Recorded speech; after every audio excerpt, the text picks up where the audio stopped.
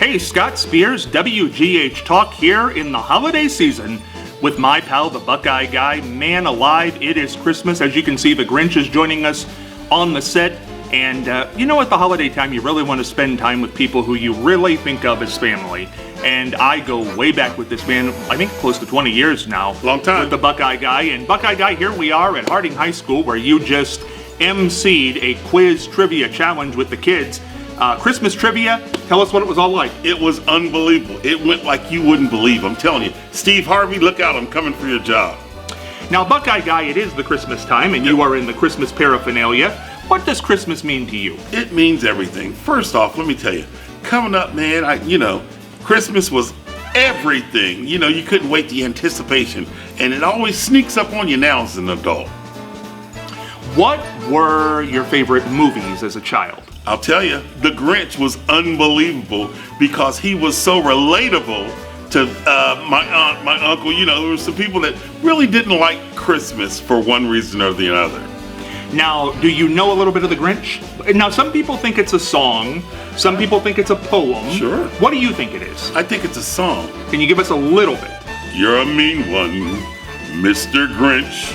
I wouldn't tempt you with a 39.5-foot pole. Now, earlier you were doing a little bit of Jingle Bells. Give us some. Jingle Bells is such a great song. Jingle bells, jingle all the way. Ought to find this who ride in a one-horse open sleigh. Hey! Now, Buckeye Guy, we got to talk about it here because we are in the midst of the holiday season, but there are two very important questions. Maybe an iconic picture like no other was taken less than 2 weeks ago. The Ohio State-Michigan game. Yes. You and Brutus Buckeye. Yes. Tell us what happened that day and tell us about the picture. There was a 65-yard touchdown completion. As I hung my head in disdain, Brutus seen old Buckeye Guy needed a hug, and he came over in front of 17 million people and gave me a hug during the game. And it was beautiful. Yeah. In your opinion, now you said this to me on the radio, but true or false, for the first time in your entire career of going to Ohio State games, which dates back more than 20 years, 30 years. Yep, longer than that. People walked out. Yes, it was a mass exodus. You know what, they were up by so much and they were just scoring touchdown after touchdown. It was the same guy, their running back, number 17, he busted out for a 65-yard touchdown. Then the very next possession, it was 75 yards, and you know, folks had enough by that time. What do you believe happened? If you had to sum it up, what happened that day? I'll tell you what, man. That team from up north came in prepared, ready to go, and they played a great football game.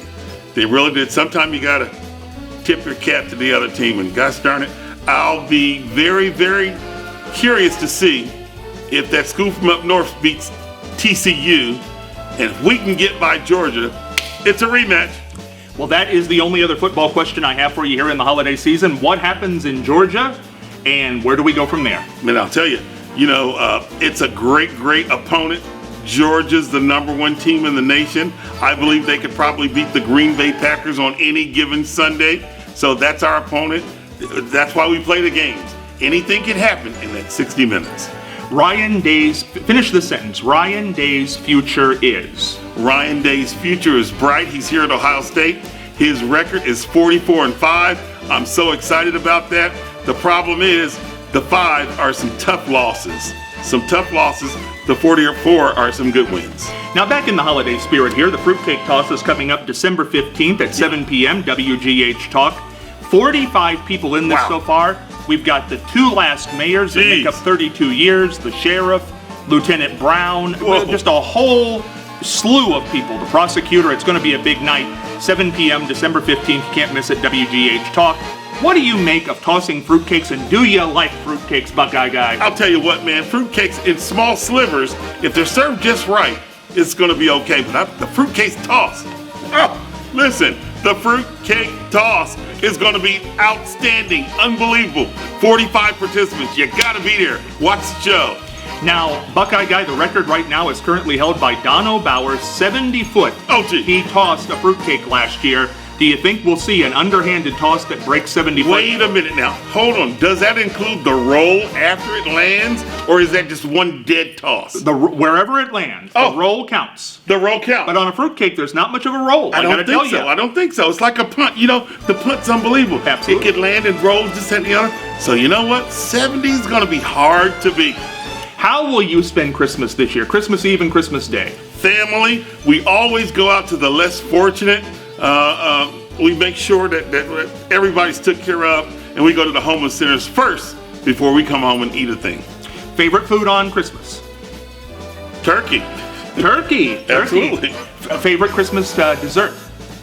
Sweet potato pie. Sweet potato pie. Now, what is the difference between sweet potato pie and pumpkin pie? Some people can't tell the difference. Very little. You're exactly right. Yeah. Very little. And the only thing is that I was raised on sweet potato pie, and it works out good for me. I got a classmate. Her daughter makes them for me during the holidays, and I truly appreciate her. The holidays are such a beautiful time. Yes. Everybody comes together, whether it's Ohio or Michigan or Oregon or Florida, California, Hawaii. The temperature doesn't matter. Holidays are the holidays, and that big fat man Santa will be on his way. Yes. My father always used to say, if I see him coming down the chimney, I'm kind of running back up there. He was always the best guy. He instilled all the Christmas joy in me. Dropping off toys to different places is always, I got that from my dad. Favorite toy gotten as a child? Guitar. I had a guitar. And listen, I didn't end up being Eric Clapton or Jimi Hendrix, but I played just a little bit. You do? You play a little guitar? Well, I did. I mean, you gave it up over the years. I've gotten away from it, but You have to stay in practice. that was my favorite toy of all time. Now, if you had to give a Christmas message to the world, and people will see this on YouTube and so many other places, what is Buckeye Guy's Christmas message for 2022? We're so excited about family. We're so excited about the upcoming new year. We're excited about being together. Thank you very much, and season's greetings from Buckeye Guy and family. Let's end with a little carol here. What's your favorite carol, Buckeye Guy? Joy to the world, the Lord has come. Let earth receive his ring. You know, is it is come or has come? Has good come. Has well, come. I don't know. Okay, could be is come. Chestnuts roasting on an open fire. Jack Frost nipping at your nose. That's a good one. That's a classic. Isn't that a one? Mel Torme, 1940s. Really? Wrote that in like an hour. Come on. I love Mel. Mel's wonderful. Yes. The Velvet Fog. The Velvet Fog. As you can see, the holidays are bright here at Harding High School. I'm with the Buckeye Guy. We're having a tremendous time. Fruitcake Toss coming up on December 15th. Buckeyes playing. You're headed to Atlanta, right? Yes, that's right, man. He'll be in Atlanta. Where else would he be? It's going to be a game. For our family to theirs, on the count of three. 1, 2, 3. Merry Christmas!